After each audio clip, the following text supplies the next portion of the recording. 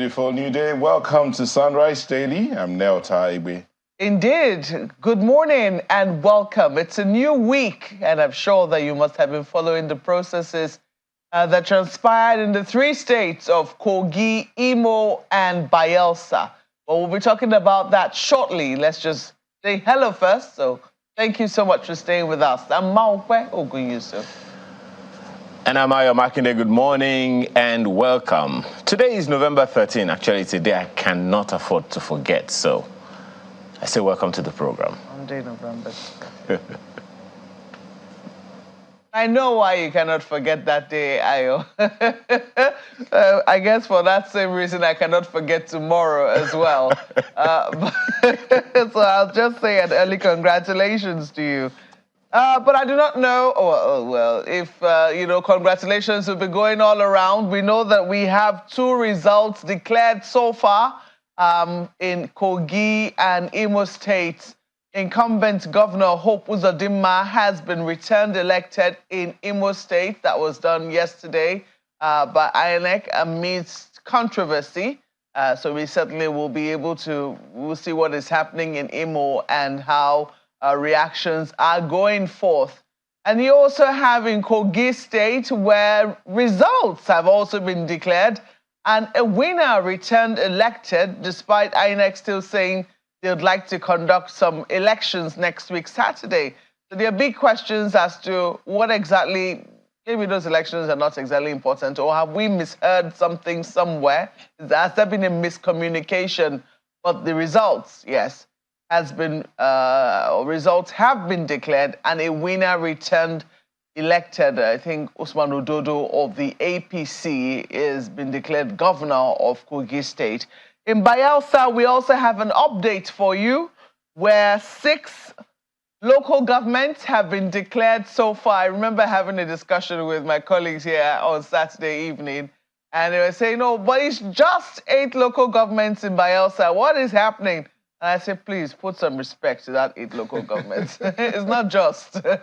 When it comes to a place like Bayelsa where you have difficult terrain, etc., it's not just 8 local governments. But so far, 6 of these 8 local governments have been declared. 2 of them are left, to Southern Ijaw and Brass, where the results are being expected. INEC says they're going to resume collation today at 12 noon. We'll be waiting for that. So far, for the results that have been declared, the PDP has been leading in 5 of the local governments. The APC has been leading in 1 of the local governments. And I think that PDP stalwarts said they were going to stay at the collation center and keep vigil over the results that have been declared so far. But I know that that's going to be the focus of the entire conversation we're having today. We're going to be dissecting so far how the process has gone. I think that that's very important. While results are very important and people will really like to know who the winners are, as mathematicians will say, the workings also get scores, because oftentimes, in fact, when you do mathematics, sometimes what they'll tell you, your teacher will tell you that the process, your workings, might even get more marks than your answers. My teacher will tell you your work. Show your workings is extremely important. So that's what we'll be dissecting today. The workings that INEC has adopted to get to the final results. Whether the results are correct, I mean, that's certainly going to be up to all of the candidates and the people of the states where these results have been declared to accept or to reject. That's up to them. Congratulations to the winners that have been declared so far. But the workings are the things that concern, us here and should concern every Nigerian, because at the end of the day, democracy is all about a process. It's all about, how we arrive at certain destinations. There is a reason why we have 3 tiers of government. There is a reason why we have 3 arms of government as well, where you have the executive, you have the legislature, and you have the judiciary. It's because there has to be a process. There has to be checks and balances. So Gentlemen, I know that in a moment we'll be sinking our teeth into the process that has produced the winners that we've seen in Kogi and Imo, and also showing the lead that we've seen so far for the PDP in Bayelsa. But maybe we should go to the dailies and see how they're reflecting all that has transpired so far. Nyota. Indeed, Martha, while we're going to go into the dailies and look at it, one statement this weekend that stood out, a statement made by the former president of Ghana.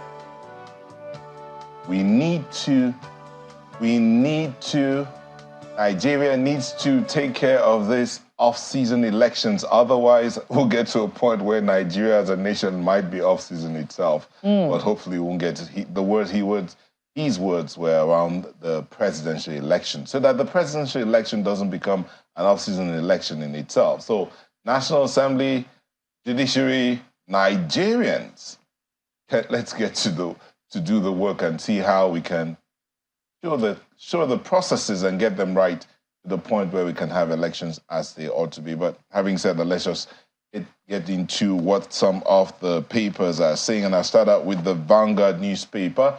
And they lead with this story. Uzodinma Ododo win in Imo. Kogi Bayelsa ready today. Expectedly, that's what you'll probably find on the front pages of almost all the papers. But this is where Vanguard starting off from off-cycle governorship elections. Uzodinma Ododo win in Imo. Kogi Bayelsa ready today. And you see the comments there. Go to page 14. You see the full story. Bayelsa coalition continues today. Uzodinma polls 540,308 votes. And on and on and on. Those are the riders. But you see a breakdown of the results. Imo, Bayelsa, and Kogi below that as well. And under that, 2024 budget. How to end Nigeria's economic woes, coming from the Senate. You see that on page 4.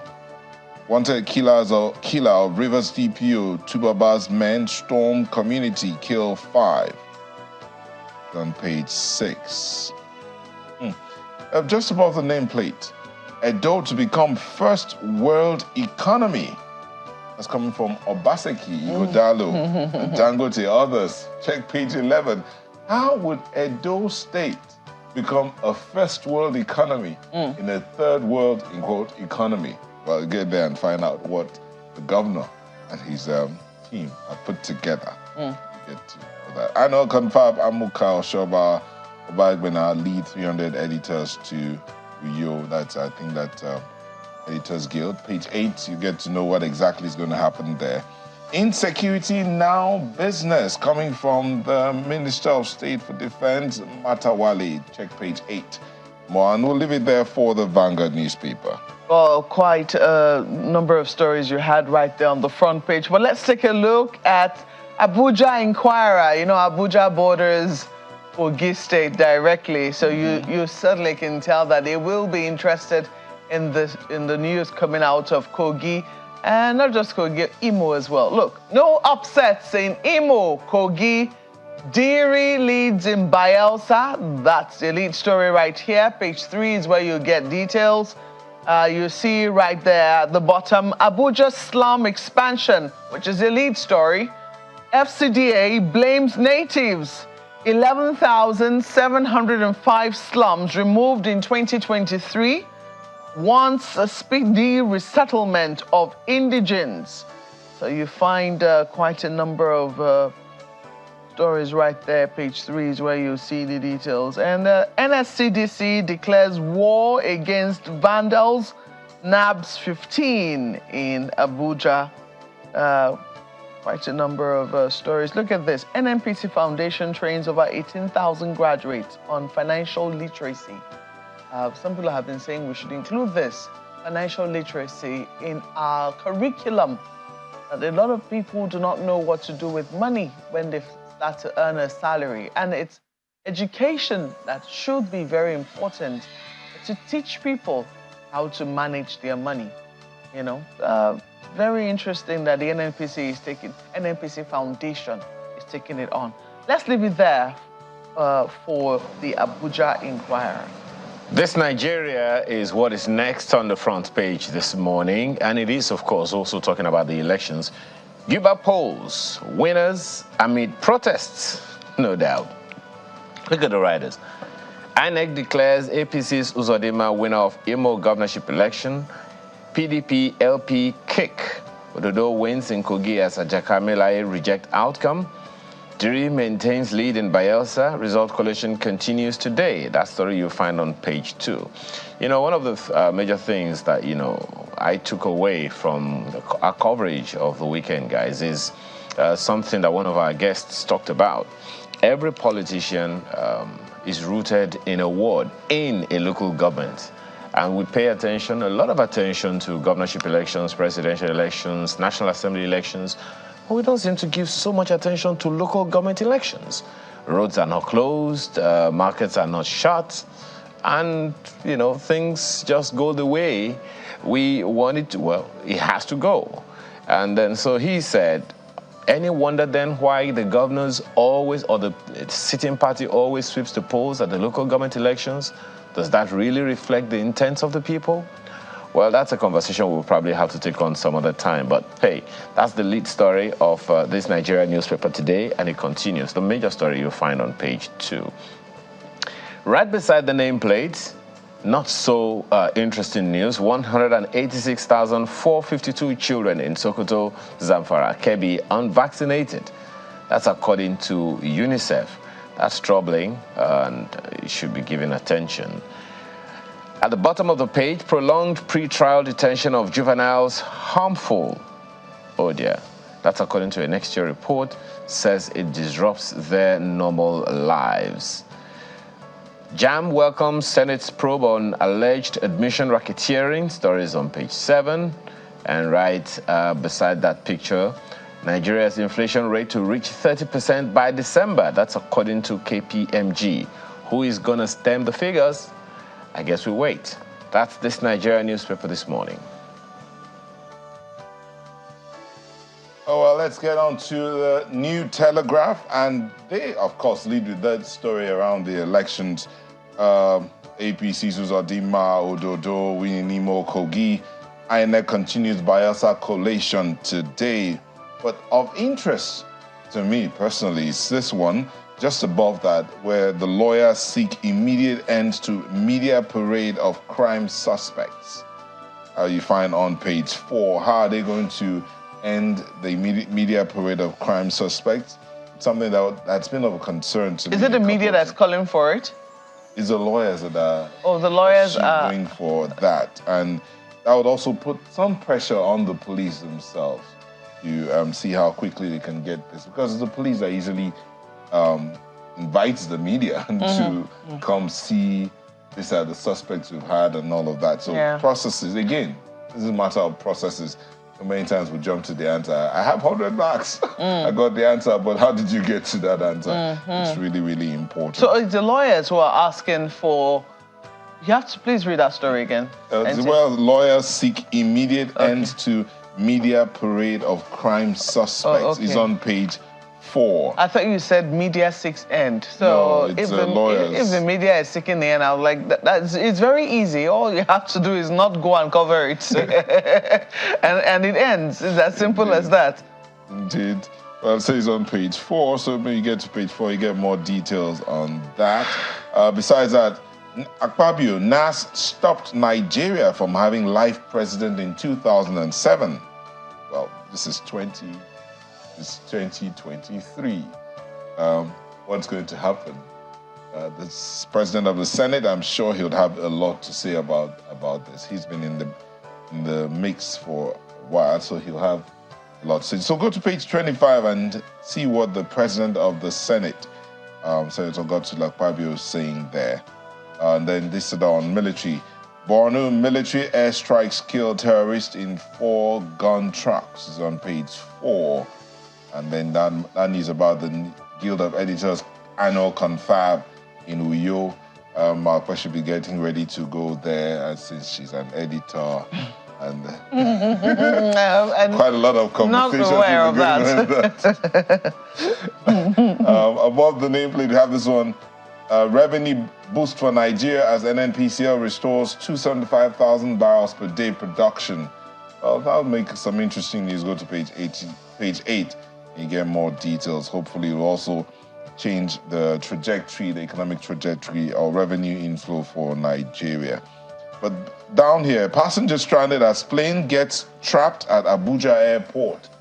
Yeah, that news broke yesterday. It's on page 4. How a plane, is it nosedived? I'm not sure. Went off the runway. Page 4. Well, that's it. Let's leave it there for New Telegraph. Well, I do know that those in the aviation sector were holding a retreat just last week, somewhere in Warri. It will be very interesting, you know, what the outcome of their retreat is, and whether we'll see results in terms of the services that people now begin to receive at the terminals, not just at the terminals, but yes, I do, yeah. It was also from the airlines. Indeed, it was interesting that the aviation minister gathered everybody, stakeholders and players in that industry, to Warri to have a conversation around the aviation industry. Let's hope that things will really do good. And many people are still asking the question, where is Nigeria Air? Was that part of the conversation? Nigeria is in the air. Is that part of the conversation they had last week? Well, we'll get to know more details as we move along. Well, take a look at what Leadership Newspapers has for you this morning. Look at this. Governorship polls. Ododo wins in Kogi. Hope returns in Imo. SDP, Labour Party, PDP, kick. Seek cancellation of results. Diri Silva, no fate today as collation resumes in Bayelsa. But we did tell you that collation is going to resume at 12 noon today, so says INEC official, and they have just 2 local government areas to go. Page 4 is where you find details. They have a number of other stories which they're following up for you. NNPC restores oil production of 275,000 barrels per day at Total Energies. And just at the bottom here, flight diverted as airplane incident closes Abuja runway. It's a page 24 read for you right there. Confab, Amoka, or Shoba, or Baigbin and Lee 300 editors to you. That's also right there.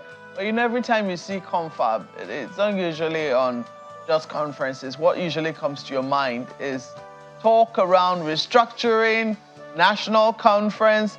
But find out on page 6 if this is the same context in which it's been used.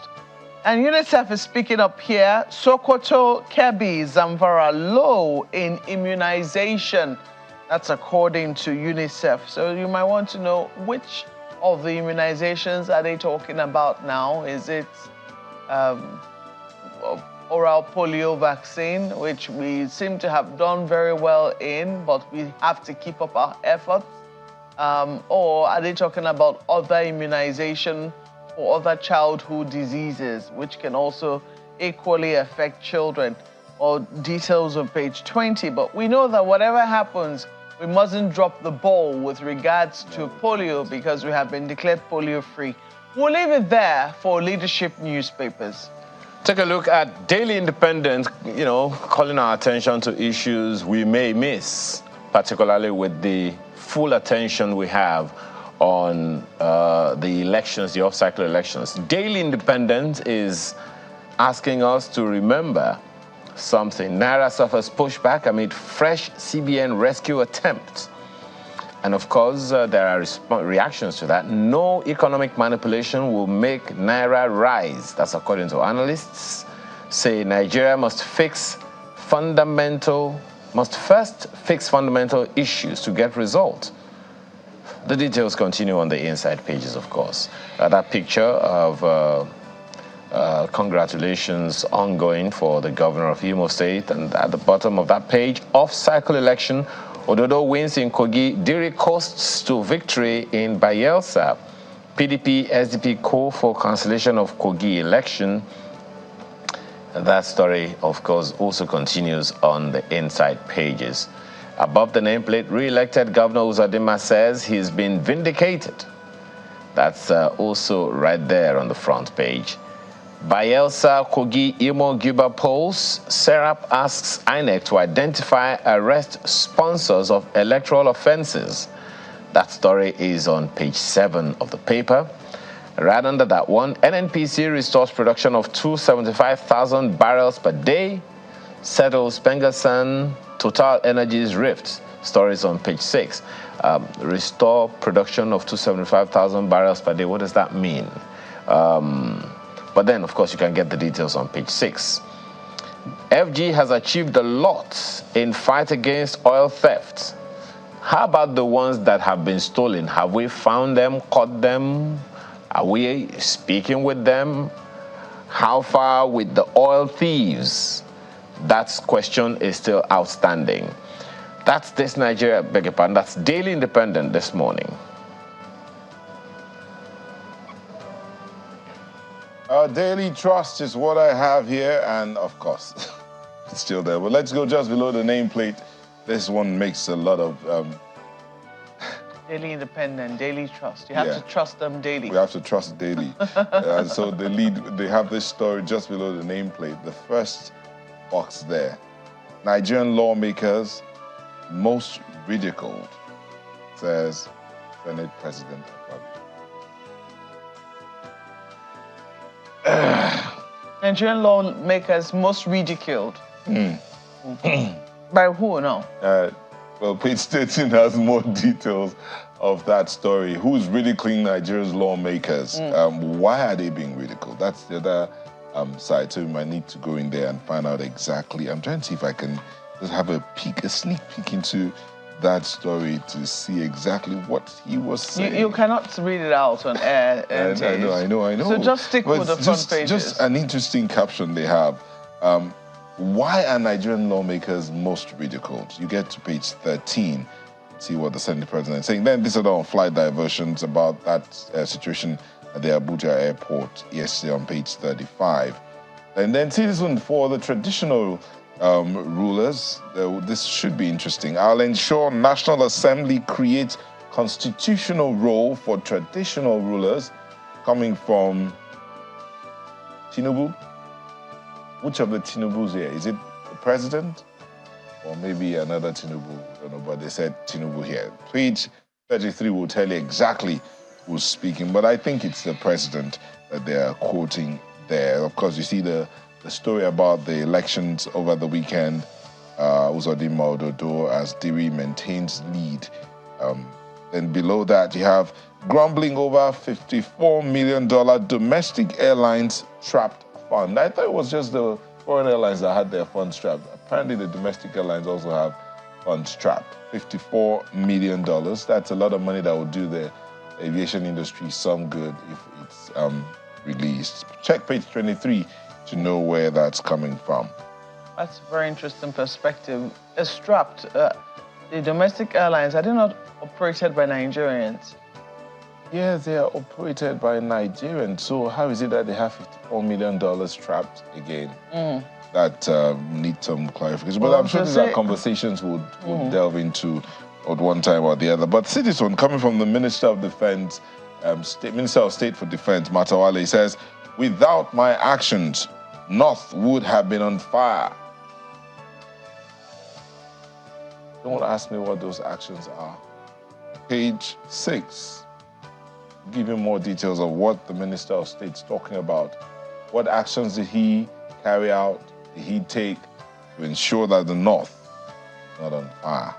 Well, he's come under fire of late in terms of what has transpired in Zamfara State and the current state of insecurity. And I think his current, the current governor of the state and his commissioners have been speaking up on the state in which they met Zamfara. And there's really nothing to write home about. So I guess he's also trying to fight back to say, look, it would have been worse, but for the fact that I did this and I did that. So let the conversation continue. And I think that the media has to find ways to amplify it, because Zamfara is a part of Nigeria and we cannot look on while there is a big hole in the boat called Nigeria it's only a matter of time before it sinks us all if we do not do anything about it. You know what's coming to mind? In the villages, when you hear the gong being beaten at the village square, means that something's about to happen or something's already happening, and everybody's attention needs to come into that space. But the gong's been beating over Nigeria for quite a while, and everybody's attention needs to get down. As we say, what are the processes for all of these things? It's not enough that you've taken some actions. What processes did you take, or what processes did you embark on to get to those actions that you took, or what led to those actions that you took, if you took any actions, or which inactions did you not, or which actions did you not take, as the case may be. So check page 6 and see what actions it's talking about there. 5 killed in Shagamu Benin Expressway crash. That's it from Daily Trust. Well, I have I'm a little spoiled for choice right now, but I'll take a look at The Guardian for you. The Guardian has this: Uzodinma re-elected, Ododo wins Kogi as Dairy leads in Bayelsa. That's the lead story on the front page of The Guardian newspapers this morning. You also find, the breakdown for you. Imo, APC leading with 540,308. PDP, distant 71,503. And Labour Party, 64,081. You also see right there in Kogi, 446,237. SDP with 259,052. And PDP with 46,362. You find right there a silhouette, that is silhouette of someone in black, who is going to emerge in Bayelsa State. They have a big question mark right there. You also see, away from the story around the election, reps to launch NAS Eyes for effective oversight on MDAs. So they're not just leaving it as one of their functions. Oversight is one of our functions. No, you're putting under a special program, NAS Eyes. Oh, it'll be interesting to see what will constitute that. Would the people be a part of the eyes? And when I mean eyes, it's not the ears. I mean eyes, like the physical. It's not the eyes or the nails, how they say their yes in the National Assembly. You're talking about having their eyes, talking about sight. Now, page 3 will give you details. Knox, Falana knocks Israel over collective punishment crime against humanity. That story is right there. And then you see on page 7 or 27, Imo Gilbert poll, how not to conduct a credible election. It's on their political page on page 27 of the paper. I can tell you that a lot will be said about what has transpired in Imo, Kogi, and Bayelsa for the next coming days. And you see right there, Tinubu, the challenge of moral leadership. Story is right there. Is it a coincidence that somehow the president was away while the elections were happening in Kogi, Imo, and Bayelsa? I've had that thought at the back of my mind throughout the weekend. Yeah, maybe he didn't want, I don't know. Incidentally, what he went for wasn't something that he planned. Okay. So maybe it just happened. Fuel subsidy, forex liberalization may drive inflation to 30% by December. It's right there. 45-year-old woman flees with daughters over circumcision rights. Okay? So in some places, this is still a threat to women being able to live their full lives. And in some places, female circumcision is still considered a thing. And this is very inspiring to see that a woman has taken her daughters and run away from the community. I want to see details somewhere inside the paper. I'm sure she must have heard that this is not something that she should subscribe to, or maybe she has gone through it and she knows that this is not something she wants for her daughters. So she's taken a very, very brave route, something that, I'm sure will certainly bring her some, discomfort, inconvenience. Okay, but it's just really sad to see. Existing as a woman is still a problem in many parts of Nigeria, and that has to change. Social media regulation bill, gagging free speech or taming monster. You see it right there. Are they still talking about this bill? Every single assembly seems to have contended with the introduction of this bill. Is it still going to be a thing with the 10th assembly? Well, we'll wait and see. Let's leave it there for the Guardian newspapers. And dash quickly through the Nigerian News Direct this morning. It is also, of course, talking about the elections. Off-cycle elections, INEC declares Uzodinma winner in Imo as APC leads in Kogi, ADC trails behind. Well, I thought maybe the paper went to bed a little too early. INEC unravels manipulations in Kogi, fixes fresh elections in 59 polling units. Tinubu provided level playing ground in Imo, Bayelsa, Kogi polls, according to Governor Sanwo-Olu. Story you find details of on page 4 of the paper this morning. And of course, that other story we mentioned earlier, Nigeria to resume production of 275,000 barrels per day as NNPC resolves Pengassan Total Energies rift. That story you find details of on page 4. Aero aircraft crash lands as Abuja Airport runway is shut down. That's on page 2. What does that mean? Not very good, but hey, we need to get details. It's on page 2. That's the Nigerian News Direct this morning, and a look at some of the dailies. We'll back right after now to, as Marquez said in the other time, delve into the issues from the weekend's election. Stay with us.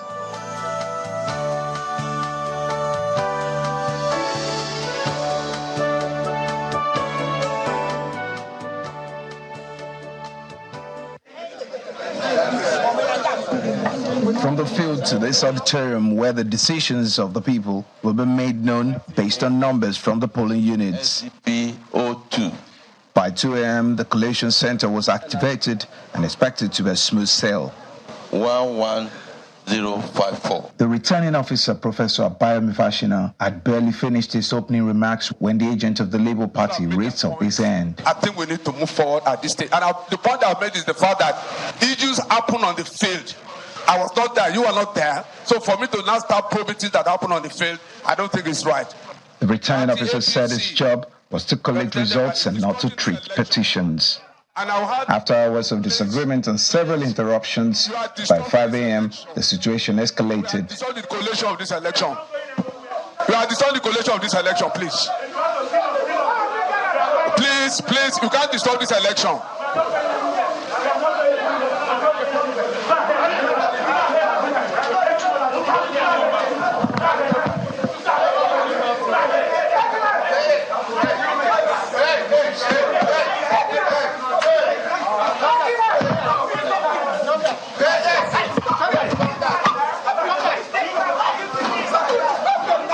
The collation continued, and about 9:40 a.m., the returning officer declared the incumbent as the winner of the election. That Uzodinma Oditika, Good Hope of APC, having certified the requirements of the law, is hereby declared the winner and is returned elected. Signed as the returning officer, Fashino Abayomi, Sunday, dated 12th day of November 2023.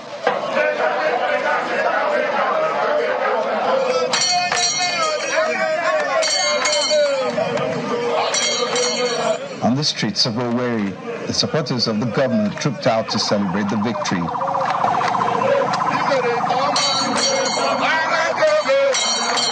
Observers, opposition parties, and their candidates have been reacting as well. This is lowest in democracy. We are people who are not accredited, who are not party agents, who are not even part of the process, could have access to the inner code room of INEC. 70% of the voting yesterday was done without BVAS accreditation. Yet a result was announced. I'm told by people that this is just the beginning. After all, it was Supreme Court that made Hope Uzodinma governor of Imo State. BVAS is not being used you find out that the results are being collected manually. And they will tell you that the BVAS is not working. There's no data. So I don't understand. What kind of election is that? So as far as I'm concerned, the election in Imo State was nothing to write home about.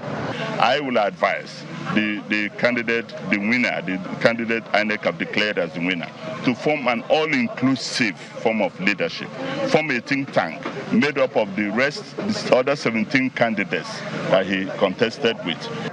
The results show a sweeping victory for the governor in an election with a low turnout, an indication that the post-election task may include reconciling frayed nerves and winning the trust of more people of the state. Dari Idu, Channels Television News.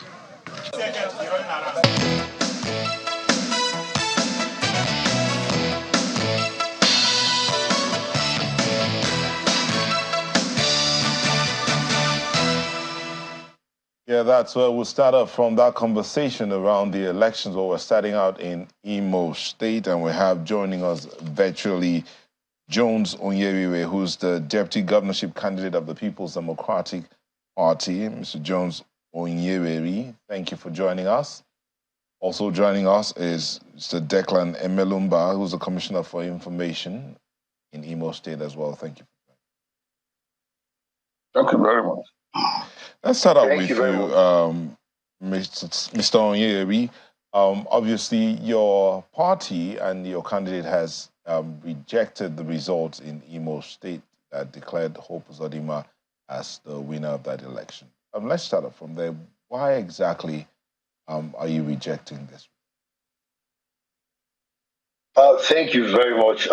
Any well-meaning Imolite, and I dare say any well-meaning Nigeria will reject the results of 11/11/2023 gubernatorial election in Imo State. And the reason is very simple. I'll tell you something that struck me yesterday. An old man in my village, said to me in Igbo language, "Sir, Peter Obi, who, as we say, or as we believe, is seen to be the most popular Igbo man with respect to politics as it is today in Igbo.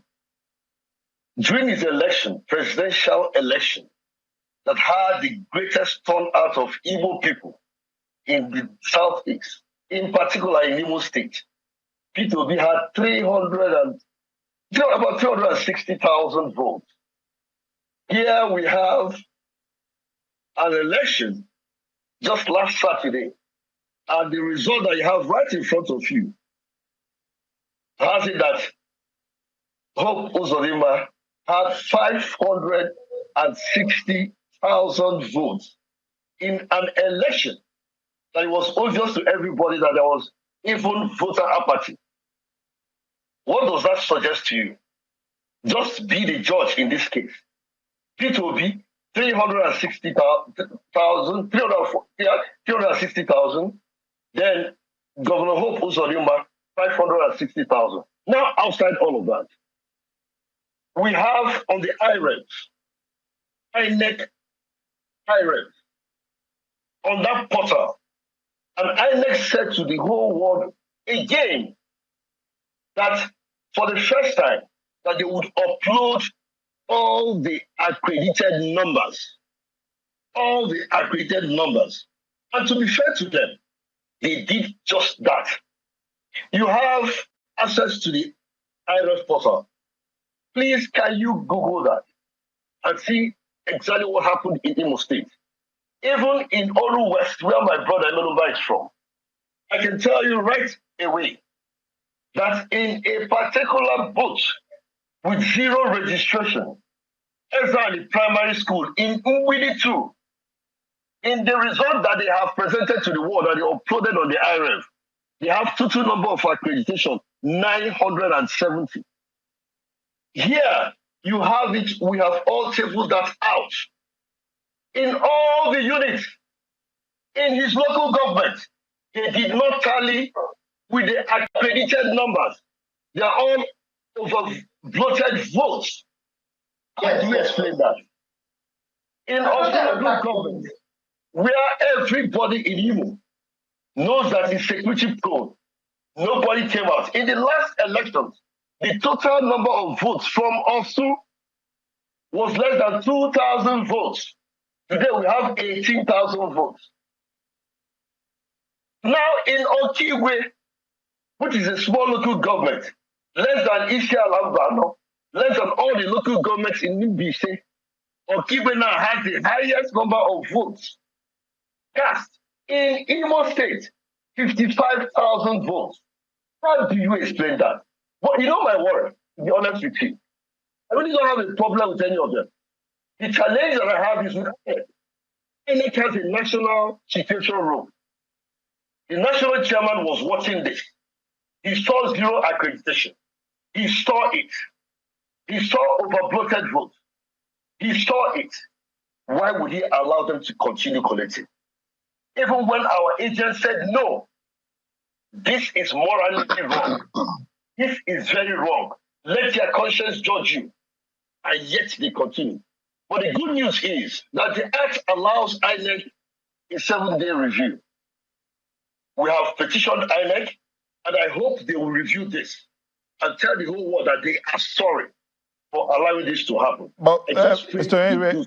Henry, if I may come in here, did your agent sign these results at the various polling units? That is what is interesting. They snatched all the ballot boxes in most of the places. It's a well-known fact in Imo State. Okay, so the areas you called for, 1 second please. Sorry. The areas you called, for instance, you mentioned Ngbidi, Osu, and Okigwe, for instance. Did your agents in these 3 areas? And he wrote his name. It's ridiculous. It's a big sham. And I pray INEC will redeem their image as it were. I really don't blame any of them. My challenge is with INEC because they are the umpire. All right, let's bring in Mr. Emelumba. Mr. Emelumba, you've heard Mr. Henry talk about the results as they are yesterday. He mentioned some areas, and then the last one he talked about Ngbidi, Osu, and Okigwe, and he talked about the fact that there were obvious cases of overvoting. But hey, your candidate has been declared winner of these elections. Well, how do you react to this? Well, thank you very much for having me. First of all, I must say that my very good brother and friend, Jones, seems to be talking like somebody who just came back from somewhere after the elections. He doesn't seem to have his facts well, but if he had been in Imo, he would have seen the signs all clearly written. His party, PDP, when the governorship candidate, Senator Samaya, emerged, almost the entire executive, state executive of the party, left in anger because they said the man cannot be their governorship candidate. That is a violent man, he's not a good man. They deserted him, and the desertion continued in droves. They were leaving the party. So the party was embroiled in internal crisis, almost the one that was not manageable. And they went in, even on the eve of election, people were still leaving the party. And so I don't know where he expected Mr. Melumba, if I may just come in here, Mr. Melumba, are you implying that the overvoting is caused by the internal party crisis? No, I'm coming. Just allow me to lay my foundation. I'm coming. And then he's talking about overvoting and so on. So I said that internal crisis affected the party. He knows that. Now, before the election, you are witness, almost all the stakeholders in Imo State endorsed the governor. The trade unions, National Union of Pensioners, teachers, workers, students, youths, women, even Okada drivers and so on, traders. Now, if you talk about P2B having scored and then governor having scored more, the elections are different. This is about governorship. It's not the same thing as about presidential election. The people came out in their thousands to vote for a governor who they see has performed. And they gave all the indications that they were coming out to vote for him. That's why he had a series of endorsements. And then if you are talking, he said, he mentioned something like in Ngbidi Ward 2, there's a polling booth that had 0 registration. Now, that is very, very embarrassing because, I don't know where he's getting his facts from. So if he says that, it's left for him to go and prove it because how can you, he's talking as if all of us are stupid. So we saw a polling unit that has 0 registration and then INEC and everybody uploaded and said they voted 900. These are claims people make have been sore losers after losing the election. They keep making these bogus claims and so on and so on. What I want to let you know is that the evidence that this Governor Hope Uzodinma, is popular, very, very popular in Imo State, was there for everybody to see. And the evidence that other parties were not prepared for this election was also there for everybody to see. And so what happened was just a translation of the people's confidence in the governor. People trooped out in their numbers. In my local government that I mentioned, we mobilized people to come out because we are talking about governorship election. And the same thing happened everywhere. And why I say he's making me feel that he just came back. He said Okigwe scored the highest vote in the election. It's not true. I can mention at least one who has scored 57,000. Who got a top 57. So it's not Okigwe. So I don't think he has his facts right. But the most important thing, and I think you should note that, is that before this election, any discerning observer would have seen that virtually the whole of Imo State emptied in APC. The APC was the only party where there was no faction, where there was no problem, where there was no defection. Every other party that contested this election, they had internal crisis, internal problems, a lot of mass defections. So there was no way they could have won. There was no way they could have even performed better than they did. I'm really surprised they managed to gather the votes they gathered because they were not prepared for the election. They were not prepared. They didn't campaign. People were leaving them. So our people came out in their numbers to vote for this governor, who has also done well for them, who has shown them that he is determined to make life better for them. Is he the road to infrastructure? Mr. Declan, sorry, beg your pardon, yeah. Mr. Minumba, let me quickly just, interrupt your thoughts a bit. You are staunchly defending the numbers that we've seen the APC record, and I think that just to impress it home on our viewers, it might be very helpful to put up those figures as I reel them out. The APC was said to have scored 540,308. The runners-up, the PDP, scored 71,503, not even up to 100,000. And the Labour Party scored 64,081. And you put all of this down to the internal wranglings that have happened within their own political parties. You say that, your party was, strong and united. They presented a strong, united front to go into these elections. And that's why you're seeing the figures that you've seen. So maybe we can grant that. But then the processes, yeah, that's the slide right there for our viewers, those who have missed the declaration of results as done by INEC. 540,308 was the number that the APC accrued to return Hope Uzodinma as governor of Imo State. But what I want to take you up on are the processes. Prior to these elections, there were fears around insecurity. There was a protest by the NLC, shut down in Imo State. In fact, in some places, you understand that the NLC asked them not to go to work. We saw a protest even here in Abuja, which made it very difficult for people to be able to go to Imo, your state. Even other states were even affected as a result of that particular protest. We also saw on election day the complaints that have trailed these elections. The non-usage of beavers. At the same time, results were declared. Were there any polling units where the APC had any problems with how INEC conducted the elections? Well, honestly, we have commended INEC for holding a peaceful, free and fair elections. As far as APC is concerned, the election was free and fair, and INEC did a very commendable job. And I must say that if there is anywhere where we complain, well, I don't have that fact, but all I know is that, generally speaking, we are happy and impressed with the way INEC conducted the election. Remember that before the election, there was this fear that it was going to be fierce and violent and so on. But you can see that among the three states, I think Imo State was about the most peaceful election that was conducted by INEC.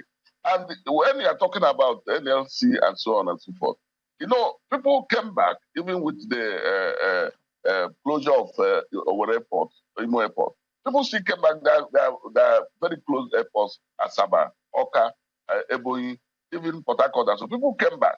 And the question that should really be addressed is, in spite of that, the workers before then, we have always said that the workers were the governor, they endorsed him, and all of them came out to vote for the governor. So the NLC thing had no effect whatsoever.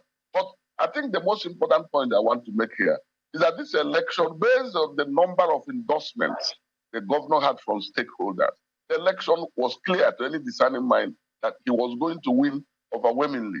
And the number he's talking about, I'm happy you corrected him, even the number he mentioned that the governor was declared with is not correct. So I don't think he has his facts correct. But that number is evidence of the massive support and confidence of the people in this administration. And they have always said they have never had it so good. So they had the opportunity to express it, and they did. And if there are irregularities, as he's claiming, even from what he mentioned, if that is the only thing he has, you know, we are talking about substantial compliance. So is that enough for him to say election should be cancelled? This, of course, is not enough. At any rate, these are issues that will be determined by the relevant authorities. It's not enough that because you lost the election, you complain, you say in this ward there was this, in this place, then you say election. Just be a gentleman, accept that you were not prepared for the election.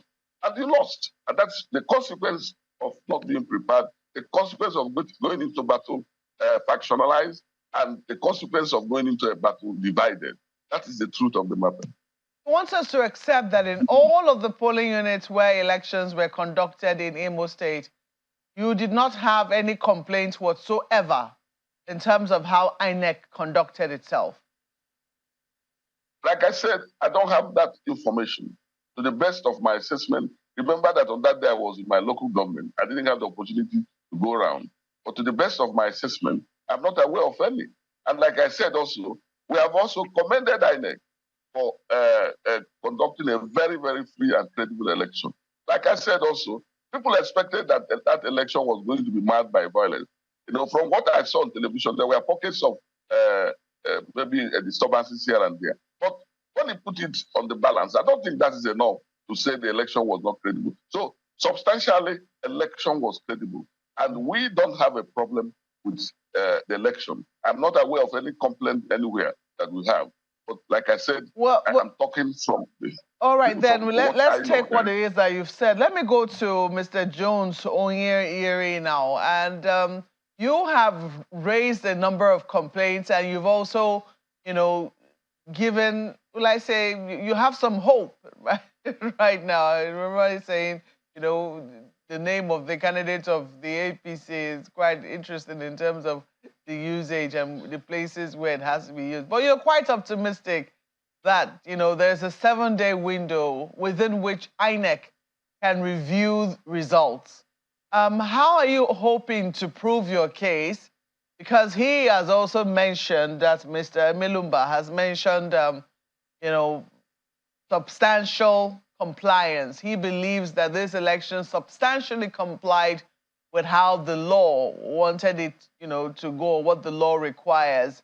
So how widespread would you say the malfeasance that you noticed is that you're hoping that INEC will have a review that will be in your favor? To be honest with you, a lawyer who's just graduated from law school can deal with this matter. Because the facts are there. INEC has in front of them. They own that portal. They own that IREP. The facts are there. Their created numbers are there. The numbers that they gave to themselves are also clearly written there, uploaded. Now, let me give you, because I stick to facts. I'm not here to just argue. Now, in Ubulu Ward, Maogbe, Ama Eweron Square, 0 accreditation. They gave themselves 400. In Onyebulowa Ward Square, 3 numbers. 3 people came out, accreditation. they gave themselves 600. In comprehensive secondary school, Obolo, one person, they gave themselves 323. In comprehensive secondary school, Obolo, 2, one person, they gave themselves 380. This is how it is in all the local government. I'm only speaking to this because my brother is from this local government. So I want to interrogate him in his own local government. I can read out all the local governments. And this thing, as we speak, you have it in front of you, Magbe. Just Google for Nigerians to see. Just spend 1 minute and Google and see these facts. Stick to facts. And don't argue. These are facts for people to see. Nigerians have seen this. It's embarrassing for anyone. So I believe, so I said, you don't need a senior advocate of Nigeria to deal with this. INEC should review this and tell the world that they are sorry. This can't be accepted. No well-meaning Nigeria can accept this result. It is embarrassing. Do you have all the forms ECHA from all of the polling units in Imo State? Yeah, that is the interesting thing, in Imo, interesting things happen. You need to have seen it was like a war zone. Let me also tell you this. When we had an interactive session with the Inspector General of Police, and I said to him, sir, in the last House of Assembly election, that the government was using APC armored personnel carrier to move from unit to unit, that he should explain to us, by their rules of engagement, are they allowed to move from unit to unit with armored personnel carriers? And he said that shouldn't be the proper thing unless there are very grave security challenges. And I said, sir, please let them not use it because that one scares away the voters. Then secondly, they use it to intimidate opposition parties and they use it to rig elections. And he said he will deal with it. Now, to my greatest surprise, I'm not even talking about other units because the video recordings are there. This same armored personnel carrier is gone viral. So I'm not, I speak to facts. Came to my house, not any other person. The deputy gubernatorial candidate blocked my gate. I had to call the AIG, a nice man. He said, I am under threat because they were shooting sporadically. Please let this armored personnel carrier leave my gate now. And to be honest with the man, because I need to say the truth to the world, he responded. Because I'm sure he called. In less than 10 minutes, they left. So I would have just lost my life. Personnel carrier. It's recorded, it went viral. So I stick to facts. I'm not here to argue with anybody. What everybody should tell the world, what I have said about the zero accreditation, about one number, let him hear it with you. Let him tell the world whether it is true or not. Mr. You haven't quite answered my question. The question I asked you is about how widespread it was. I haven't talked about the incidences itself. I mean, he says he doesn't have the figures if it happened. I mean, he wasn't allowed to leave his own polling units, etc., etc. But I'm saying how widespread, because these results were declared yesterday morning.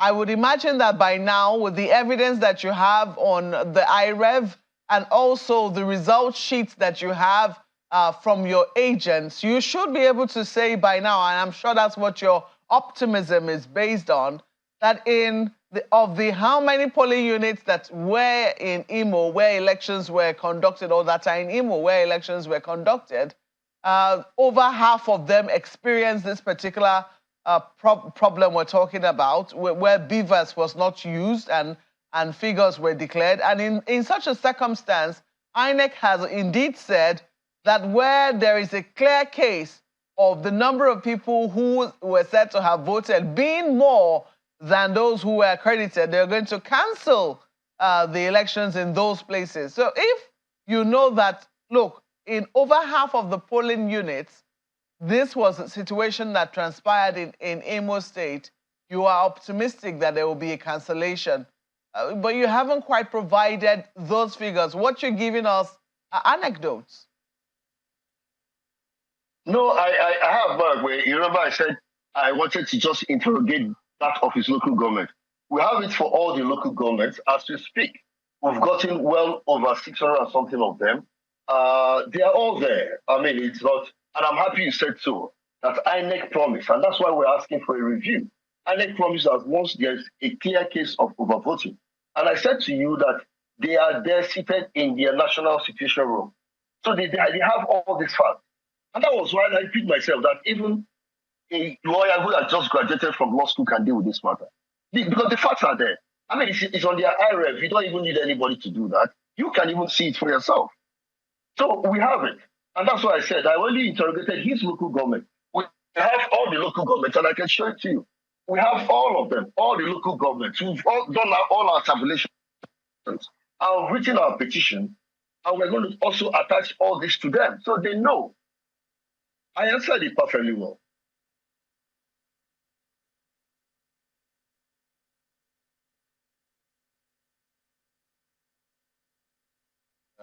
It's quite taking, and one just wonders, where this will be going from here. I mean, Malpe just, raised an issue now, and of course, as INEC promised, areas in which elections, the figures were had disparity.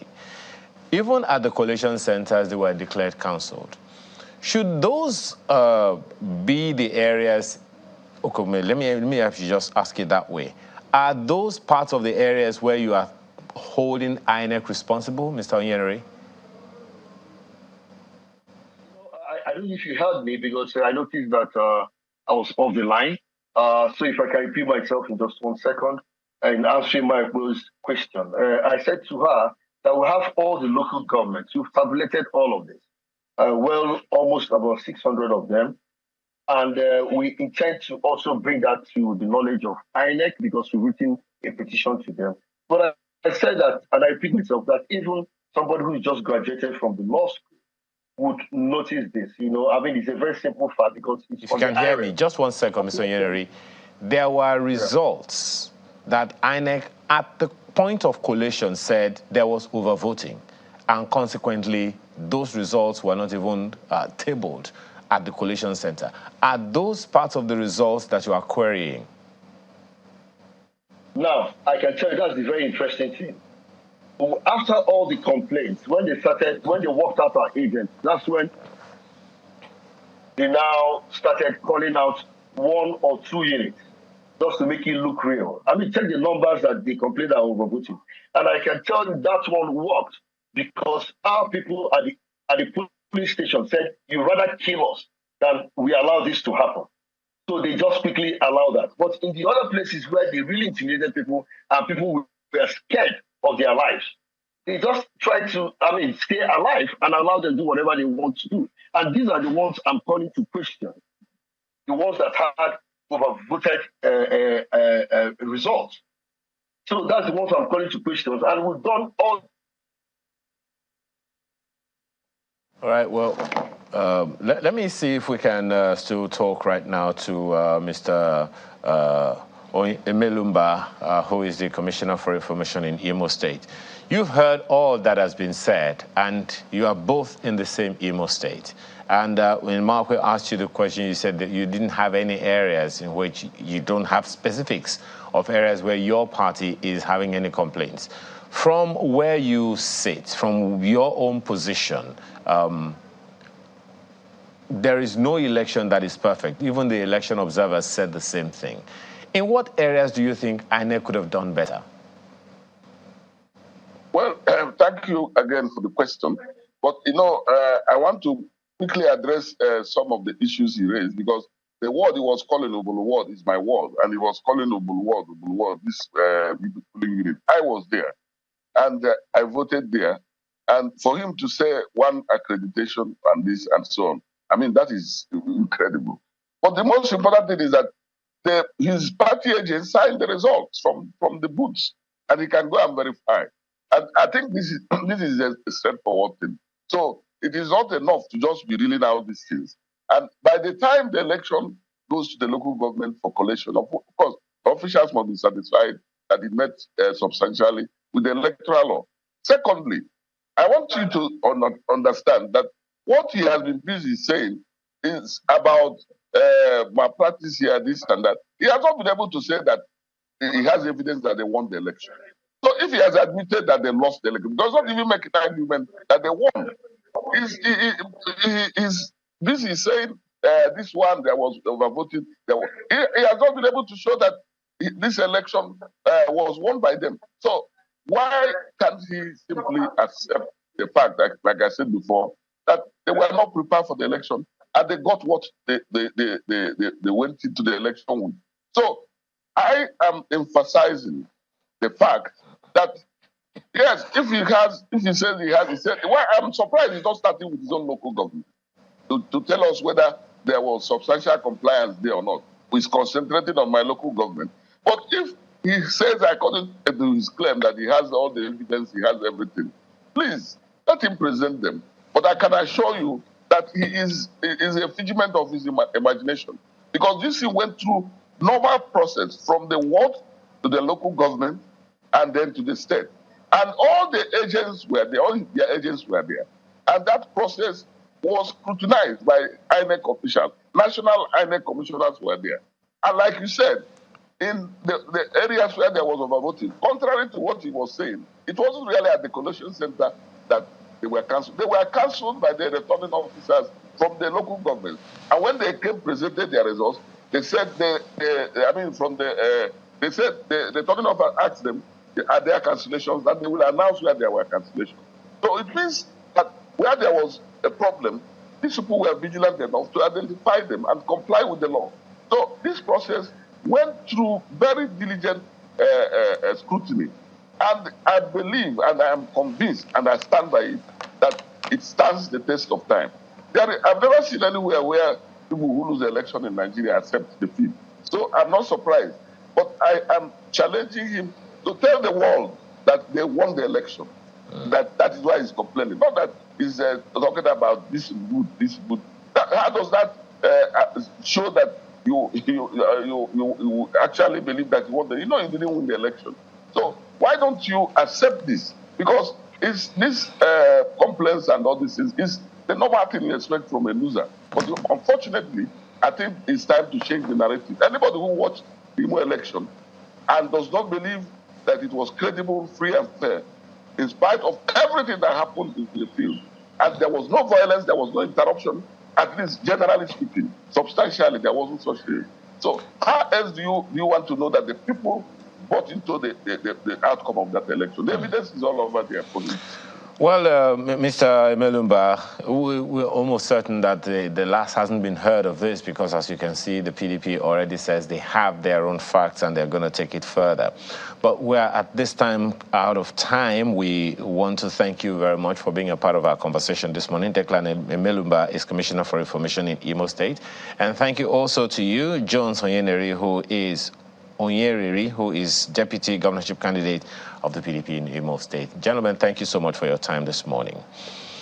Let's quickly dash to Kogi State, where correspondent Larry Lasisi is on standby to give us update this morning on whatever else is new following the declaration of Usman Ododo as winner of the election in Kogi State.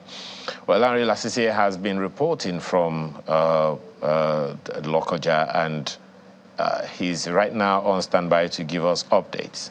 Good morning, Larry. What is new this morning? Good morning, Ayo. Good morning in the studio. I'm at Ganaja Junction, and the day after the declaration of the results, we have life getting back going on as normal. This is very popular junction here, and you can see that everyone is up and about and slowly getting into the rhythm of things. This is not Lagos, this is not Port Harcourt, so you might not get that frenzy you see from 4 a.m. or 3 or 5 as it is. But we've taken a drive around town. Everyone is, slowly, the city is slowly getting putting together its vibe, coming into its own. And I think the most noticeable thing we observed is that it appears that a lot of the people, especially police officers, police personnel that came into Lokoja for this election, they're trying to prepare themselves to begin to leave town as the election has been concluded. But as it is, everybody is going about their business, everything is calm, and there's Lokoja for you. Well, it's interesting, Larry, that, you put it that way, especially based on your observations, given that, it's quite a tightly fought contest, so to speak. Is the peace you are experiencing, from what you can sense, is it a situation of acceptance of what is, or some kind of pensiveness in the mood, because one of the candidates is said to be quite popular in the state, and given the gap in the elections, one is wondering, is it pensive, or is just life getting back to normal for the people? Well, I always feel that at points like this, there's the issue about what you're told is going to happen, the premonition, all the possible outcomes that might come out, and then what actually happens on ground.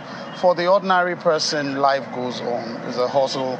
They're coming out, trying to make ends meet and all that. So for the people I'm seeing on the street here, what they're doing is just going about their own business here. The results have come in. Luckily for a lot of us, we have a situation where, despite what a lot of people had expected, the elections went about peacefully, and it appeared that was one major worry for a lot of people. And so it appears that is also a factor here. I would also like to bring up that for some of the people that stay around Lokoja that I spoke with, they also pointed out that I should be aware that a lot of people may have left the city center to travel out to their, local governments, to their hometowns to vote, and so they may not be back in. But for what I'm seeing here, nothing pensive here. Everybody is going about their business. It's the morning after. How significant then, Larry, would you say it is that INEC has fixed November 18 for fresh elections in 59 Kogi polling units? Okay, well, you know that the statement that was released by INEC was conditional. Condition based that if it was that the election or the collation felt that the results in those cancelled wards, in those cancelled units, may affect the overall result of the state, will come into contention. So then that election will hold. But as it is right now, the collation officer was given the mandate to make a judgment call at that point yesterday, and he made his call, which he announced to everybody that as far as he was concerned, with the margin of lead, he felt that result wouldn't have swung any way or made the result, put the result in doubt. And it was based on that he went ahead to announce the result and announce the governorship candidate of the APC, Usman Ododo, as the governor-elect of the state. So my understanding is that puts to rest the possibility of elections coming on Saturday. Well, I guess we'll wait to see. As we all know, according to the law, 7 days INEC has to review its own decisions on this matter. We'll wait to see how it all goes, yes. Thank you so much, Larry Lassisi, for your reporting, and please stay safe on your way back. Thank you. All right, so we'll take a short break, and when we return, there is more on the same issue of the elections over the weekend. Do stay with us.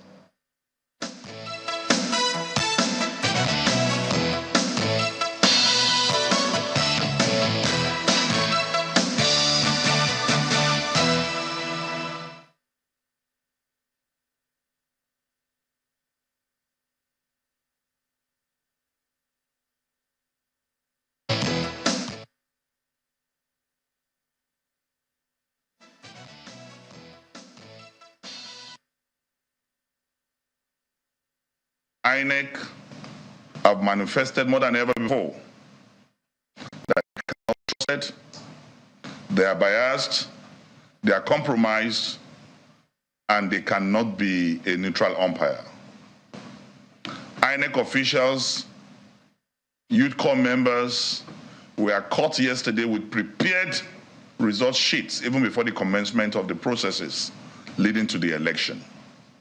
A youth corps member was caught yesterday with 1 million naira in his bag, complete 1 million naira with a prepared results already.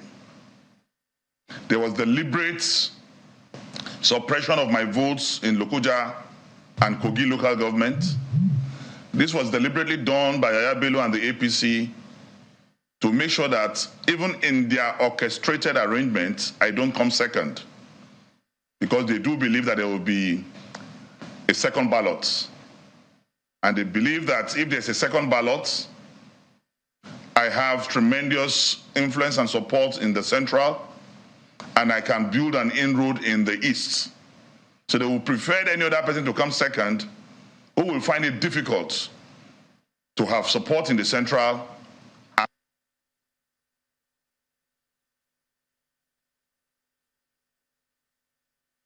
It is not acceptable to us in SDP, especially what we saw going on in Adabi, Okene, and Okehi. The rigging was unprecedented. We have the result of the IRF with us right here. And it is in all the public space, including INEC, we have copied them. And in their press release, they promised to look into it and work on it. But what is surprising to us, the returning officer is announcing those disputed areas. They are collecting the result of those disputed areas. It's not acceptable. I will not accept it. We are in for peace. We are in for election that is decent, that is credible. The security agencies have secured the environment. INEC as an institution also must demonstrate capacity for transparency, sense of belonging, and protecting every vote that was counted. If you look at Adadi, the accredited voters are 28,070.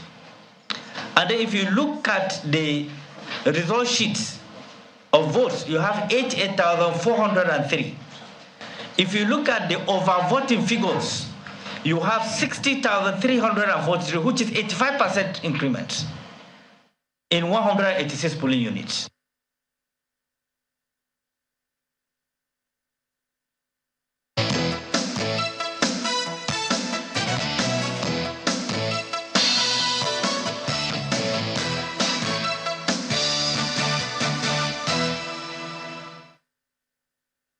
Thank you for staying with us. We'll continue to look at the processes over the weekend in the elections in Kogi, Imo, and Bayelsa State. And we have here in the studio Mr. Austin Aigbe, a member International Public Service Association, Alumni Africa Leadership Forum, and Alumni Global Social Change Leadership Institute, New York. Thank you for joining us, Mr. Aigbe. Thank you very much. I appreciate it. Also here we have Samson Itodo, Executive Director, Yaga Africa. Thank you for joining us. Thank you, and good morning. I scribbled something here, assessing the processes. We've had two guests already talk to us about the Imo elections, and we've heard from our correspondent, Lambe, the outlook one day after the elections in Kogi State. And it looks as everything is calm in Kogi, but a lot of people within the city center were, apparently they went to the hinterland to do their voting, and they are yet to return. But between the both of you being election observers, let's hear what your take is as regards to the elections over the weekend. Stay to it. Well, I thought Austin was going to. No, I think that this, and just speaking to the process, that the process was a setback on many fronts. We had just come out of a general election that was contentious and controversial. And then this was an off-cycle election. That was a litmus test for different institutions. And Nigeria had an opportunity to rebuild public confidence in the electoral process. And the way and manner this election has gone, I'm speaking specifically to the process, it does fall short of that expectation that elections will deliver, and inspire public confidence for a lot of reasons. The first, when you look at the whole context for this election, I think one thing that we must acknowledge is the fact that compared to 2019, at least for Kogi State, compared to 2019, the amount of violence that we experienced in 2019 wasn't the case in 2023. So it means that the security agencies and all the pre-election intervention did produce a safe environment for people to cast their votes.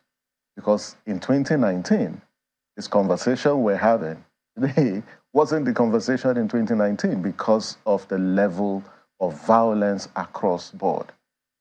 So that's on one level. The second is with respect to election logistics. And specifically, you look at both Bayelsa and look at Imo and also Kogi, you discover that the level of opening of polls and deployment of materials are quite varied. So in Kogi, you had early commencement and early arrival of INEC officials. To a large extent, when it comes to deployment, there wasn't any significant challenge with the deployment of election materials, in states like Kogi. Of course, Bayelsa we expected, and then Imo, there was slow start in some locations. Thirdly, it's the availability of election materials. And to a large extent, in over 80% of polling units, go close to 90, there are just a few issues where you had shortages of ballot papers. But I think that when it came to deployment of materials, there was a measure of improvement. So all these do have an implication. But when you look at the general assessment of the management of the process, there are several questions that beg for answer. The first one relates to this, issue about, the compromise of the result sheets prior to commencement of accreditation and voting, not just in Kogi State, but also in Imo, where result sheets were pre-filled and they were deployed to the polling unit.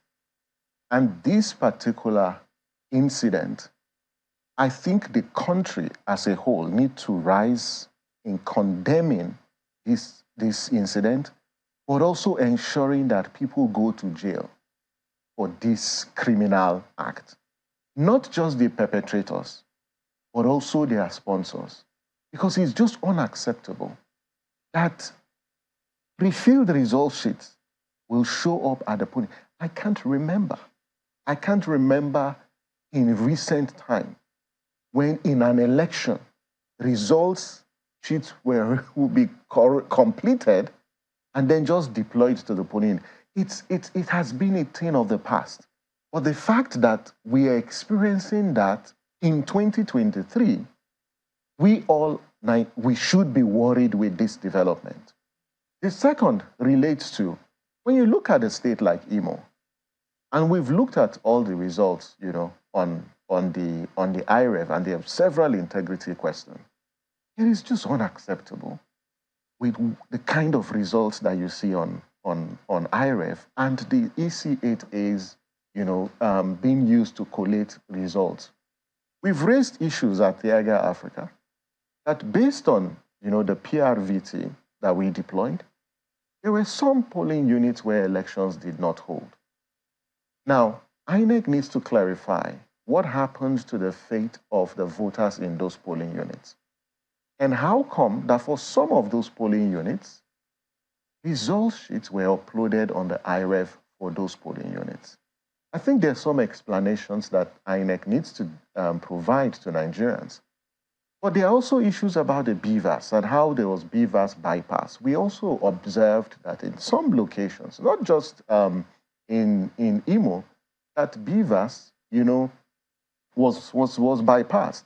These are critical issues that INEC needs to investigate.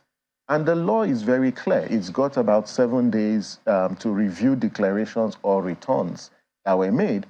I hope that the actors, will follow the procedure for registering grievance or complaints with INEC. And we wait to see the action that INEC will take. At least in this election, INEC improved its responsiveness to some of these issues that were raised. And when citizens, and raised the issue about pre-filled result sheets, INEC responded, investigated, communicated, but then we are awaiting the actions that will be taken against those polling officials. And for me, the last critical issue, and we raised this issue in the last couple of days, about the integrity of the people who manage our elections. That at the end of the day, it boils down to the personal integrity. But these acts are totally unacceptable, and they are highly condemnable, and it does not put us on the path of rebuilding public confidence in the post-2023 era. Awesome. Well, I sorry to interrupt you. I mean, Samson has laid down a litany of issues, some of them positive. I'm talking about violence and the fact that the conversation we're having now is not what we're having in 2019, especially with regards to Kogi. But then when you also look at all the other issues, is mentioned election logistics, integrity of the people who manage polls, pre-filled election result sheets, etc. It raises big questions. I mean, on Saturday, you were here with us and we're talking about what was happening in the 3 elections. And I know that one of the things you're talking about is the playbook of rigging. The rigging playbook. You imagined that, the era of pre-filled election result sheets had been expunged from the playbook, but sadly it looks like maybe it was only taken to the back page. It has now been brought back somewhere in the middle.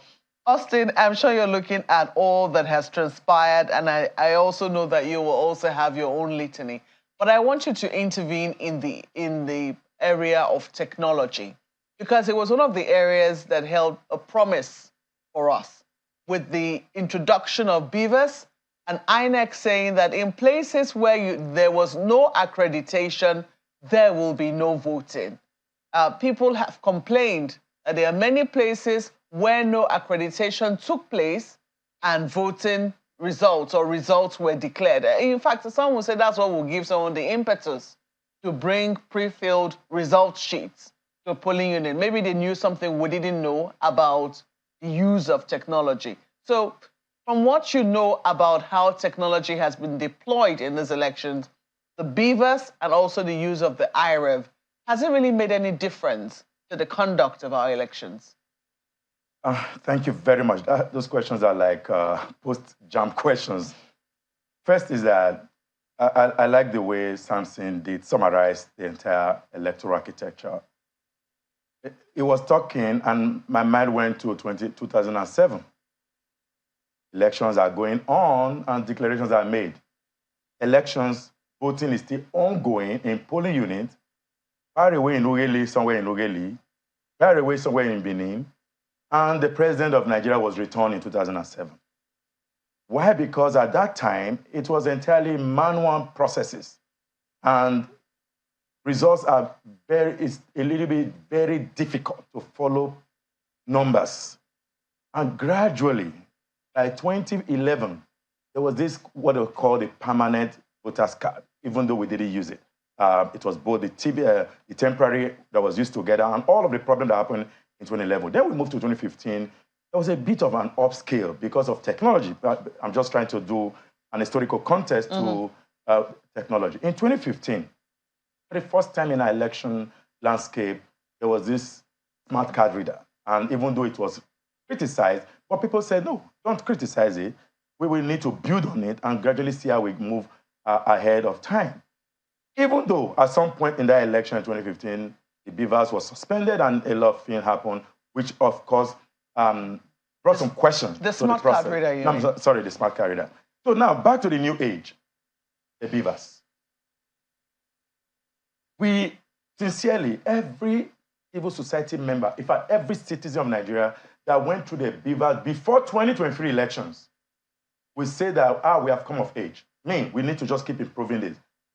Elections previously, even in the very violent, supposedly violent location in Anambra State, beavers went on well.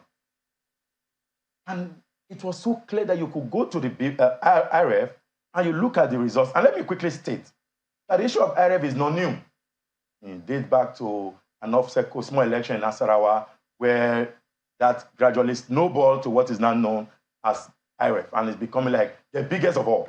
Ekiti, Osun State, the biggest. You didn't need to do a number of things. Citizens, once you're done with your voting, go to your IRF point, check your own result that you saw in your polling unit, and then confirm whether it's the same. And that was the whole law that brought about integrity, that citizens could have confidence in the process. The thing is about confidence in the process. Trust deficit. There was a high level of trust, and that was the signal sent to 2023 elections. If we could have all of this upscale from the previous elections, then we are good to go with 2023. And all of the sentiment that went to the election, all of the statement, annex statement, duly signed, publicity that went on, that without beavers accreditation, no electronic accreditation, no voting. But we later saw, like Samson said, and everybody said, and also I've said previously, the 2023 election brought a lot of questions. Now, with the conclusion of the 2023 elections, conclusion based on court proceedings and all, it is now obvious that what is called beavers, even though INEC went on in Anambra, in Imo, Bayelsa, and Kogi, that the beavers will be used. I didn't have faith in it because of the pronouncement that INEC does have a final say. Now INEC's final say is clear, declaring his candidate winner, realizing that there are issues with the system leading to the declaration. Okay, and that's where the problem is. Awesome. Just hold your thoughts there. We will take a moment. We'll come back so that you tidy up this, because obviously you're good, you're on a roll. We'll be back in a moment. You stay with us.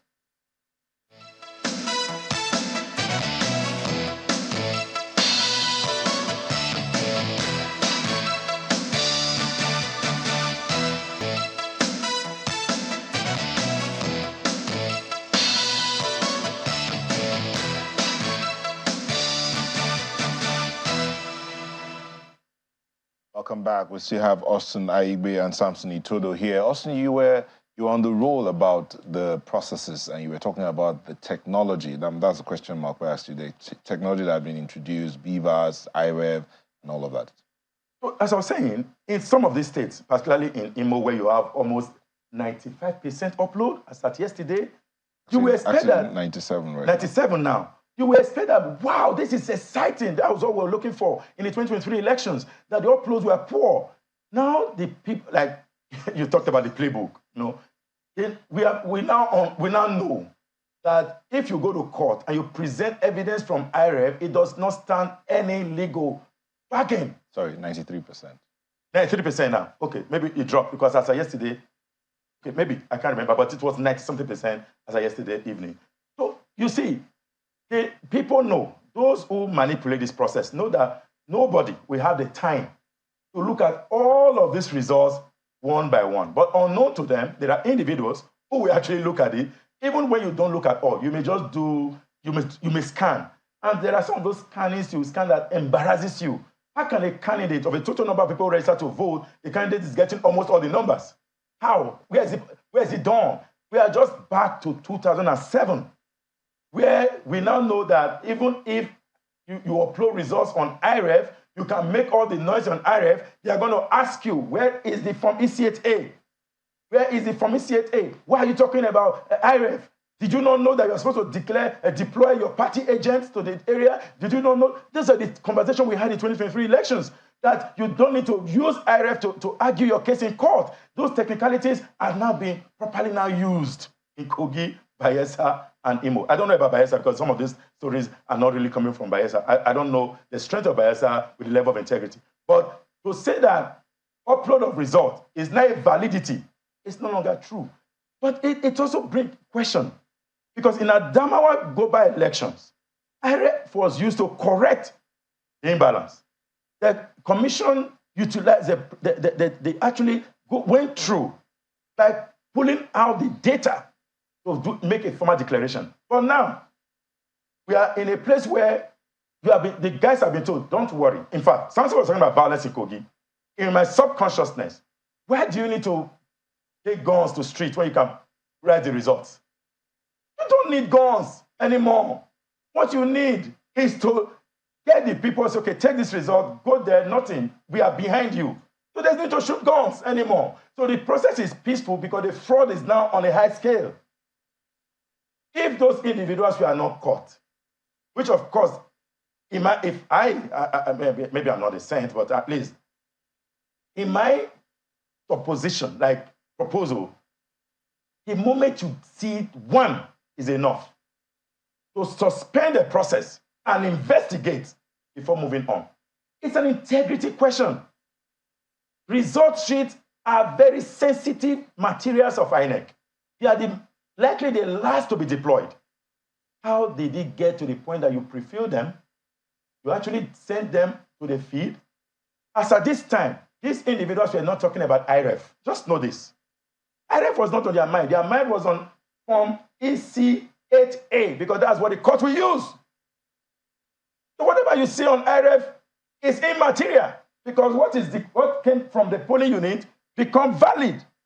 So forget IREF, forget Rivers, and that's why they bypassed it. They recognize that you don't need, because at the end of the day, people are going to shout that the result sheet is 500 registered voters, maybe 400 turn out to vote, maybe party A got 10, 20 like that. On IREF, it will be different. So you don't need to do that. Don't put us under pressure. So there will be no need for violence anymore. So tell us then, Samson, I mean, what great influence, what import did the Supreme Court judgment have for these elections? Because it was saying that the pattern that we're seeing draws largely from what the political actors, perceive the Supreme Court to have said. We do know that in our laws, yes, the IREF might not be there explicitly, but the beavers is recognized in our laws. So even if someone is excusing the use of IREF, which functioned, by the way, this time around in these elections, how can someone bypass the beavers, which is recognized? I mean, the beavers is not mentioned, but INEC is allowed to use a technological device to accredit voters. How does anybody justify that? Is that what the Supreme Court said? Well, so let's decouple this issue. And first, what was the original conception of this new technologies that INEC introduced? The BVAS is a device. The IREF is a portal. The BVAS was introduced to deepen the integrity of the voter verification process, the accreditation process. And why? Because we've had cases of multiple voting by proxy. And so this whole accreditation process was introduced to limit, electoral malpractice. And then other function is to take image of the result sheets and upload. The whole discussion was Nigerians clamored for transmission of election results. Because there are two distinct things. Collation and transmission are different things. Transmission is the movement of results from one point to another. And then collation is totaling and adding up all the results. That process of collation, is manual. What Nigerians had thought and what they were meant to believe was that results will be transmitted electronically, to a particular center, and then it will be visible. But then the design of the entire process was mainly for upload. So people and Nigerians, and we all thought that, yes, this device was going to be for electronic transmission because it's important to listen to the language that has come from both INEC. There's a fundamental difference between upload and transmission of results. But if you check the Electoral Act, it gives INEC the discretionary powers to do what? To manage the results collation and transmission process. INEC, in furtherance of that particular power, designed in its guidelines and clearly prescribes the process. And it is clearly articulated in INEC guidelines, the process of transmitting results, which includes using the beavers. They go to the court, and the court says that the implication is, what the court says that there is a hierarchy in our laws. And there are only two major cardinal pillars of our electoral legal framework, the Constitution and the Electoral Act. So if INEC guidelines prescribe electronic transmission, it is unknown to law because the guidelines is not part of our electoral legal frameworks. And it begs to question, if the law says INEC can issue guidelines, and INEC issues guidelines pursuant to the law that gives it the power, it then means that that guideline does have the force of law. But the Supreme Court have consistently downgraded, the guidelines. And so everything contained in the guidelines, if it's contested in court, the court will say, no, but it's unknown. It has to be clearly stated in the Electoral Act. And so they clearly said that the IREV is not a collation center because it is unknown to law. And so I totally agree with Austin. All the results that are on the IREV cannot be tendered in court because they do not have any form of legality. And the Supreme Court also noted that the failure to transmit presidential election results to the IREV did impact on public confidence. There's a fundamental difference between, what has legality and also what inspires, public confidence. And the IREV, as of today, only exists to promote transparency. It does not have any legal implication based on the interpretation of the Supreme Court. But in our view, if it is stated in INEC guidelines, and those guidelines are made pursuant to the constitutional powers vested in INEC, then you don't need to clearly prescribe that because your law already says the procedure for voting and transmission of results shall be determined by the Electoral Commission. The Electoral Commission says, okay, we have this power. We have now determined the procedure, and this is it in our guidelines. You turn around and say, no, it has to be clearly stated in the Electoral Act. And the point needs to be made. And I feel really sad as a Nigerian. And I know there are many Nigerians out there that this innovative technology that INEC introduced to our electoral process to deepen the integrity of our process has now become the tool used to undermine, to assault, and also impede on the credibility of our process. You can clearly see from this election that politicians are not just trying to make a mockery of technology. They have really succeeded in impugning on the credibilities of this technology. And it's going to take us a lot of work to rebuild public confidence in both the beavers as well as the IRF. And I hope that our legislators are following this entire process. Because when an opportunity for reform actually comes, we need to safeguard these technologies. The more we continually have human interference in our process, you're going to have compromised processes. And I hope that, as a nation, we rise up to protect the beavers as well as the IRF, because these technologies will help. Look at this pre-filled and pre-filled results. And then you talk about beavers. You look at the accreditation figures. I just hope that the stakeholders out there need to know, in case they're preparing to go to court, that the court has held that the primary source of accreditation is the beavers. Even if the IRF has a different figure, even if you spot an inconsistency with the accreditation figure on the IRF and what's on the result sheet, at the end of the day, it's the accreditation figure on the beavers that will be because as a primary source of accreditation, that's what the court is going to use in determining whatever dispute that comes before it. Okay, so at least it will look like there's one leg recognized, there's the other leg that is not recognized. Let's quickly go to Lagos now. Ayo has a question for gentlemen here. Well, thank you, Maokwe. I just wanted to quickly confirm, Mr. Itodo, and maybe if you can do this within 60 seconds. I remember that the predecessor to the BVAS is a smart card reader at the time, and which the Supreme Court, of course, ruled on, which informed the adjustments made to the law to recognize the electronic devices in our electioneering process.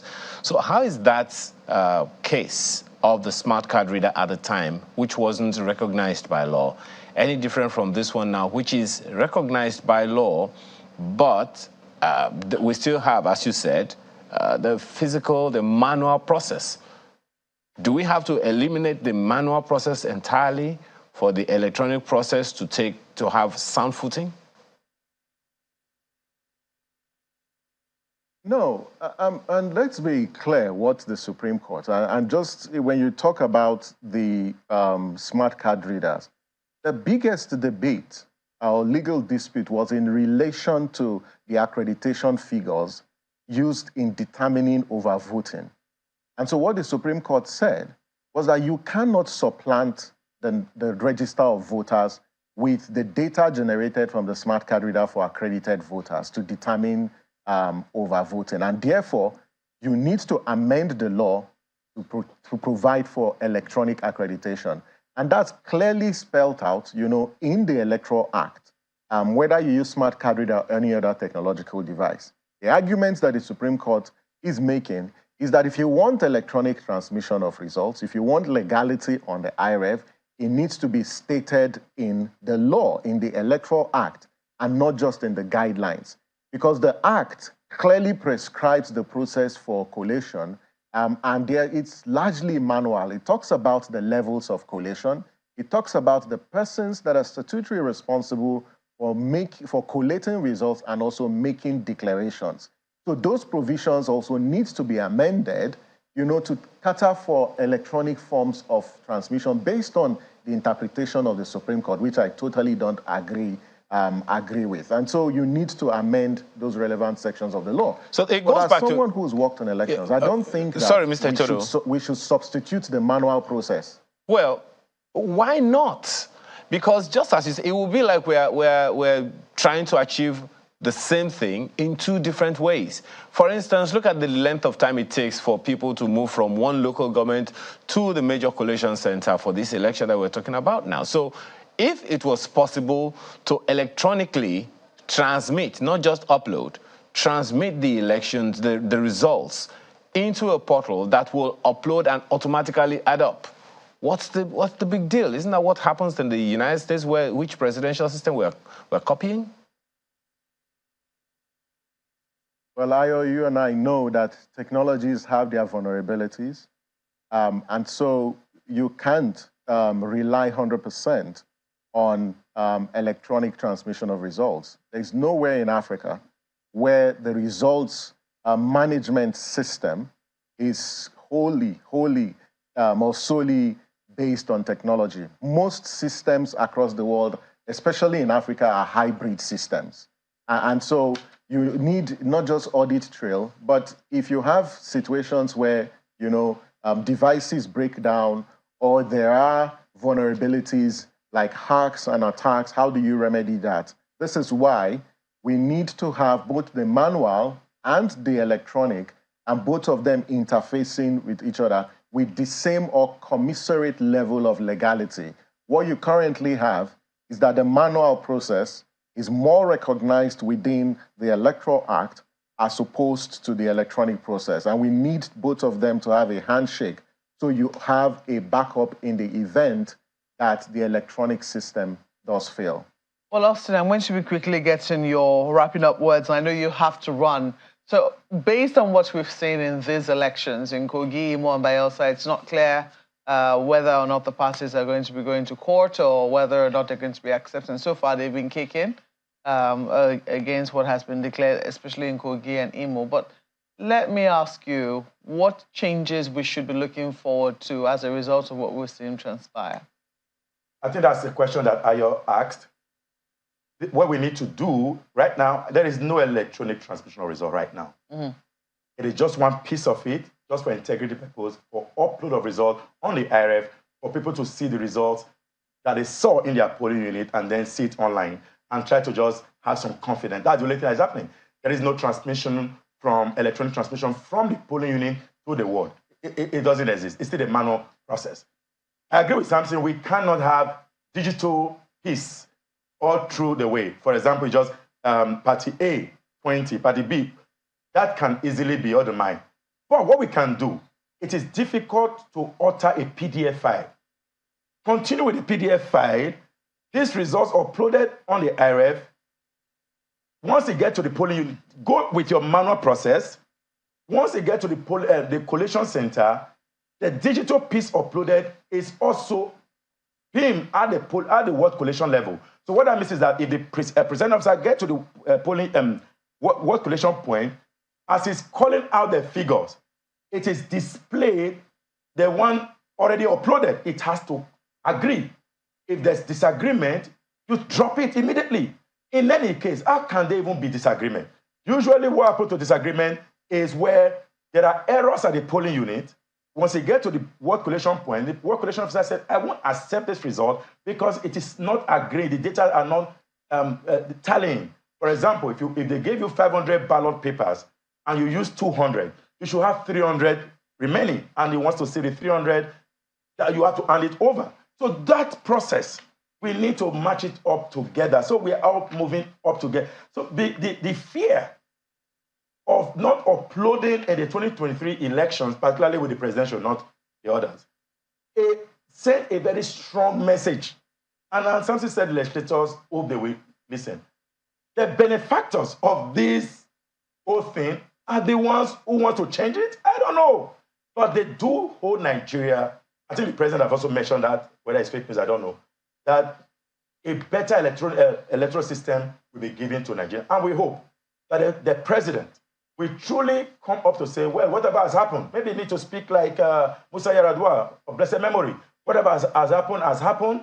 We need to put system in place. Can we get stakeholders together? Let's find a pathway to ensure credibility of election. And I have proposed earlier, even if electronic transmission of result is cheaper, it will reduce the cost of control elections in Nigeria. All right. We are spending too much on elections in Nigeria. Too much. Thank you so much. Austin Aigbe is a member of International Public Service Association and an alumni of the Africa Leadership Forum and alumni Global Social Change Leadership Institute, New York. Thank you so much.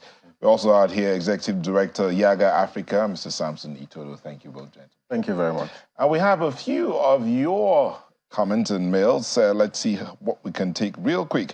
Abiru Kenneth said what happened during the off-cycle governorship elections are not in any way surprising given the attitude of Nigerian politicians in recent years.